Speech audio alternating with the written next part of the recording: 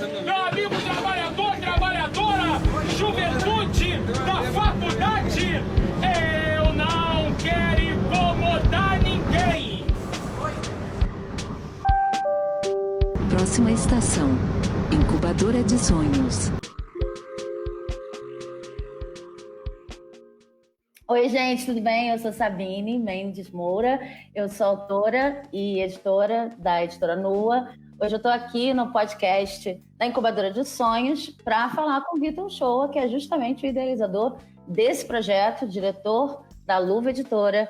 E eu queria começar justamente perguntando para você, Vitor, como é que surgiu, antes da gente falar sobre a incubadora, como é que surgiu na tua cabeça a ideia de abrir uma editora? Como é que seus caminhos se cruzaram com os caminhos de ser editor?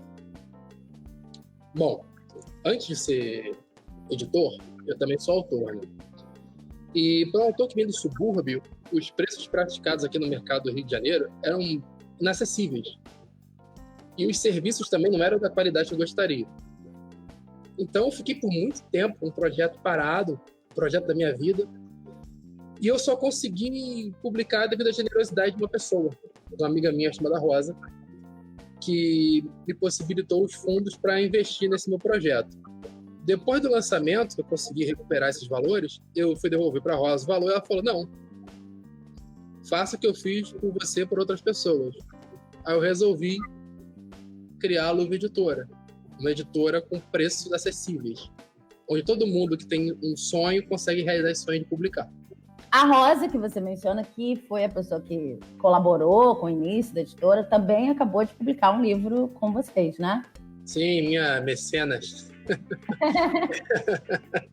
Sim, porque ela também tinha esse sonho, né? A Rosa, acima de tudo, ela é uma ótima leitora. Ela tem uma sensibilidade ímpar. Ela realmente sente o livro. É uma coisa difícil de... Todos nós somos leitores. Melhor, todos nós do meio do literário buscamos ser leitores. Mas poucos são aqueles, eu acho, que tem aquela sensibilidade mesmo, de sentir o livro, de sentir pequenos detalhes que o autor quis colocar lá, mas só para aqueles olhares mais atentos. E ela é muito boa nisso. E ela tinha algumas memórias, alguns contos. Eu falei, Rosa, a gente já fez por tanta gente, você já fez por mim, então na hora de fazer por você também, vamos realizar esse teu sonho. Aí a gente publicou o Moça Vintage, né, que é um título baseado no blog dela, onde ela coloca várias resenhas, principalmente não, acho que apenas de autores desconhecidos. Ainda faz esse ótimo serviço também. Eu acho muito bacana esse nome, Moça Vintage, né? Que já evoca bem como é que ela está sempre...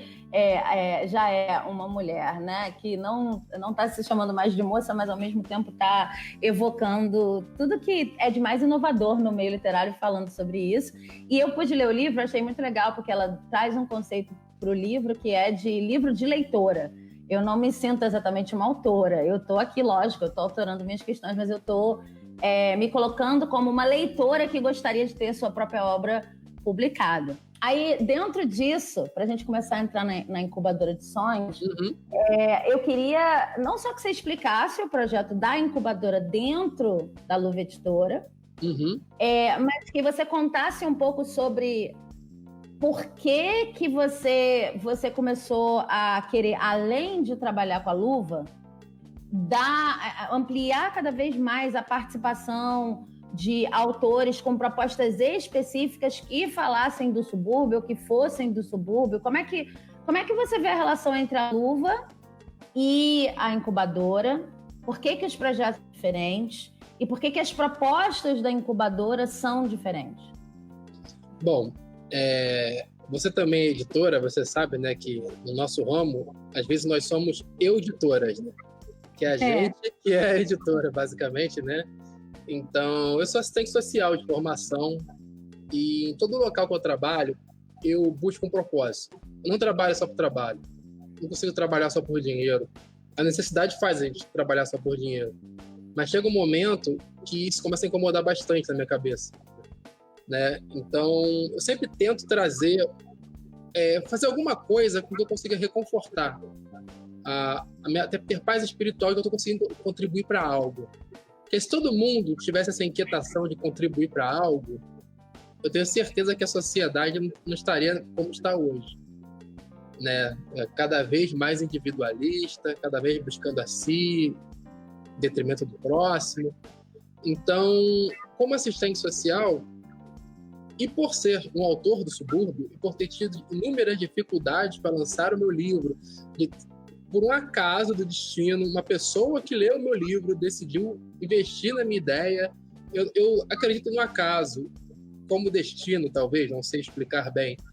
Mas a partir do momento que essa pessoa, talvez minha única leitora naquele momento, que é o mais engraçado é isso, né? Um super tiro certo, né? Você recebe essa generosidade, cara, você tem que passar essa bola adiante. De alguma forma, sabe? E apenas com preços mais baixos do que o mercado, não estava me satisfazendo. Eu tinha que fazer algo mais. Porque tinha gente que nem no preço mais baixo conseguia. Eu queria essas pessoas também. Então eu convidei a Rosa e a gente fez o primeiro Incubadora de Sonhos, se eu não me engano, em 2018, 2017, agora, mas foi com o Jonathan Magela e o Thiago Puerques, né? Então eu busquei pessoas que fugissem um pouco do perfil de escritor, né? Que a gente está acostumado, que é classe média alta, branco, morador de... não de áreas nobres apenas, mas que não é subúrbio, digamos que é uma área limítrofe, né? Então, a partir desse momento, quando eu já tinha algum capital com a editora, e novamente com o apoio da Rosa, a gente conseguiu lançar 2 autores de uma vez. E uma coisa que as pessoas falam de dar voz, a gente não dá voz a ninguém. Cada pessoa tem a sua voz. A gente amplifica o alcance dessa voz. Essa voz consegue chegar um pouquinho mais longe através da gente. E o leitor, quando ele se dá conta daquele território, né, que nunca é falado, né, daqueles hábitos, como, por exemplo, no Caxambi, o cara quer comer um galeto, o cara fala, pô, vou comer o galeto, pá, o cara que nunca veio aqui bota numa loja grande, mas aqui no Caxambi todo mundo sabe que é no Pilequinho, né? Então quem é do Caxambi lê isso, caraca, é Caxambi mesmo. E lá a gente fez com Nova Iguaçu, né? Então, porque embora não seja da mesma cidade, na minha visão, como pelo IDH, pela renda per capita, pelo trem passar por lá, é subúrbio também. Desses livros que você menciona, né, da primeira iniciativa da Incubadora de Sonhos, porque eu estou entendendo assim, e eu acho legal deixar isso claro para quem nunca ouviu falar dos projetos, que a Luva parte de uma concepção de ser uma editora popular, então os preços são acessíveis, você não vai enfiar faca em pessoas que tiveram o mesmo problema, né? É o preço justo, é o preço acessível. E a Incubadora de Sonhos faz esses livros gratuitamente, né? É um esquema de publicação tradicional. Então, da primeira Incubadora de Sonhos, o livro que eu conheço é o Vidas Irrisórias, que estava participando, né? Perfeito. Que é o livro que está se referindo do Jonathan Magela. Como é que você acha... Eu tenho minhas próprias ideias, né? Quando eu olho para o Vidas Irrisórias, eu vejo essa questão que você está falando da ambientação, eu vejo a questão de como as personagens são construídas fora de um estereótipo de glamorizado, né? Além da coisa do próprio autor que você fala, né? Porque tem uma coisa em literatura que é muito engraçada. Às vezes, se você tem essa personagem, essa composição como autor, que já foi até falado naquela pesquisa Retratos da Literatura Brasileira, que ficou super famosa em 2015, que é o autor branco, cis, hétero, da Zona Sul, etc. Se você tem isso tudo, e aí você fala sobre o pobre, sobre o suburbano, tudo bem. Mas se você é o próprio suburbano falando sobre o suburbano, ou o próprio cara da Baixada falando sobre o cara da Baixada, aí já não pode, aí já é popular, ou aí já é menos, né? E no livro do Jonathan tem isso. Então eu queria que você falasse um pouco mais sobre o livro do Jonathan e de repente, os outros livros que eu não conheço. Como é que você acha que eles... O que atraiu eles? E por que esses livros foram o primeiro projeto da Incubadora? Então, o primeiro momento da Incubadora de Sonhos foi o seguinte. Eu comecei a frequentar muitos eventos aqui no Rio de Janeiro. Os eventos eram limitados à zona sul do Rio, centro da cidade, mais próximo do túnel, né? Então eu falei, gente, não, tem alguma coisa errada, tem mais evento por aqui que não está chegando. Aí eu comecei a conhecer outras pessoas e comecei a frequentar eventos na Baixada Fluminense, um ou outro, muito mais raro na zona norte do Rio. Na Baixada Fluminense tinha muito mais evento, eu acredito que tem até hoje. Então eu comecei a frequentar esses eventos e comecei a conhecer os autores. A Incubadora, ela não foi uma coisa muito planejada não, sabe, de começo. Deu a vontade, que eu falei, aquele incômodo, sabe? Cara, eu tenho que fazer isso, já passou 1 ano, 2 anos de editora, eu tenho 4, 5, 6 livros, e eu tenho que lançar alguém que não tem essa condição, não sei o quê, me incomodava. Aí eu comecei a conversar com os autores, eu descobri o Jonathan lá. Trocamos várias ideias, o cara super lúcido, com ideias muito bacanas.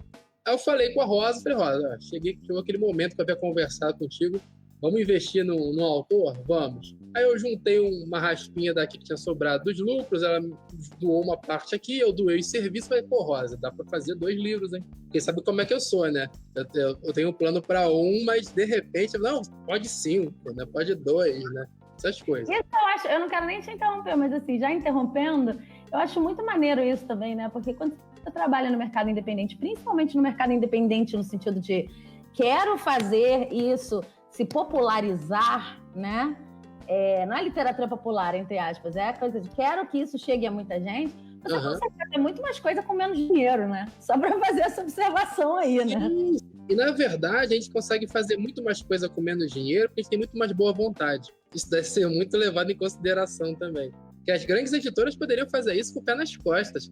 Mas não interessa, é apenas lucro. Aí depois eles se perguntam, mas o público leitor não está crescendo. As livrarias estão fechando. Não se tornaram mega stories? Não deixaram de investir no público leitor? Aí depois fecha, depois não entende por quê. Quem faz esse trabalho de investimento em público leitor é editora pequena, é biblioteca comunitária, é escritor, é autor que vai batendo de porta em porta, basicamente. Inclusive eles pegam muito desse trabalho pronto, né? Porque se você for reparar, os autores que chegam, os raros autores que chegam e que se enquadram nesse perfil, né, que a gente estava comentando, eles fizeram já o trabalho porta a porta, eles já fizeram a parte chata, o corre deles do dia a dia para poder chegar. Então eles pegam um trabalho pronto, eles pegam caras com público criado, às vezes criado inclusive na rede social por eles mesmos. E a gente tem vários exemplos de coisas que funcionam, tem o trabalho lá do Mano Hell, do Israel Neto lá na Paquetembo, um monte de iniciativa periférica. Mas sabe uma pessoa que eu queria te perguntar sobre? Eu não sei se encaixa como um autor. Eu não sei nem se você tem essa divisão na cabeça. Autores, Luva Editora, autores, Incubadora Edições. Mas uma figura que eu acho muito interessante, né, que é autor da Luva, é o Edjan Costa. Nessa história toda, né? Porque é um cara suburbano, escrevendo terror, um autor negro e fazendo terror a partir de uma perspectiva... enfim, o que eu falo pro Edjan geralmente é assim, você é um cara que consegue me deixar com medo mesmo. Eu não tenho um medo assim meio narcisista, meio... medo de sessão da tarde, que você tá vendo uma coisa que tá acontecendo lá do outro lado do mundo americanizada, mesmo que seja gravado aqui, não, é o medo do trem da Central, que depois eu vou pro trem e eu lembro da tua história. Eu queria que você falasse um pouco mais sobre ele, como é que ele se encaixa, né, na realidade Luva. O que acontece? O público da incubadora e o público da Luva, eles acabaram se segmentando de uma forma um pouco natural, né? Porque a Luva, ela ficou voltada como editora de policial e terror, né? Agora, em 2019 para 2020, ela começou a entrar mais no ramo da fantasia, não que o terror também não seja fantasia, né? Porque a gente sabe que pode ser também fantasia, mas entramos num outro tipo de fantasia agora também. Porque o Edjan, assim como o Jonathan e o Thiago, eu conheci em eventos. Só respondendo no final daquela última pergunta, né? As primeiras pessoas que entraram para a incubadora foi por proximidade. Era um projeto que eu fazia, que eu bancava. Eu falei, bom, vou escolher uma pessoa que conhece o trabalho. E eu não tinha cacife para montar um edital, pagando, sei lá, 10 jurados, como é o caso hoje, pagando pessoas para fazer vários tipos de serviço. Não, era só eu, a minha cara e minha coragem ali. E a Rosa pra caramba também, sempre incentivando, né? Então eu escolhi onde eu podia ir, até onde minha perna alcançava. Às vezes nem alcançava, eu caía, mas levantava de novo, não tem problema. E o Edjan foi o último dessa, né, desse modelo. E o Edjan era muito engraçado, porque ele estava produzindo o livro dele, que já tinha publicado o Edjan antes. Mas ele falou, não, tô acabando, falta só mais um conto, falta 2 contos. Nessa brincadeira aí foram 6 meses, nessa brincadeira, né? E eu acho que o suburbano tem uma coisa legal, né, porque como a Luva ficou famosa por ser terror, ele é consumido nas duas partes, né? E é muito difícil, cara, a gente ver um terror, né, feito por um autor do subúrbio. Não é muito difícil, não. No passado era muito comum. Hoje tá mais difícil de ver. Pelo menos eu não tenho visto com tanta... Como seria a palavra? Tanta intensidade. Mas o Edjan foi assim. Foi conhecendo, participando de evento. Pô, o cara sempre foi solícito comigo, né? E, cara, o Edjan, ele trabalha com um terror muito simples, que eu falo, né? Ele trabalha com nossos terrores mais primitivos, né? Sim, sim. Gente, a gente vai ficando por aqui, mas essa foi só a primeira parte da nossa conversa. Então, quem quiser depois, fica ligado, porque a gente ainda vai ter uma continuação, que aqui papo é o que não falta. Próxima estação, Incubadora de Sonhos.